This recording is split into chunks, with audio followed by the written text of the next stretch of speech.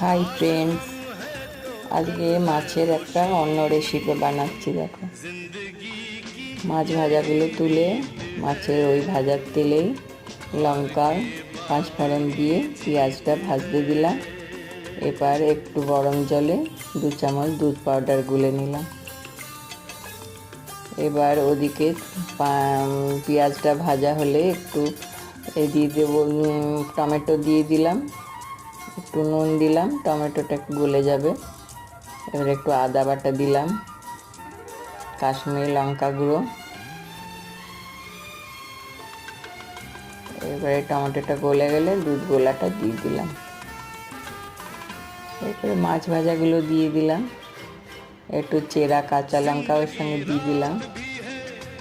এবার মাছটা ফুটে উঠলে একটু গরম মশলা দিলাম। দেখো, বানিয়ে খেয়ে দেখবে, খুব সুন্দর।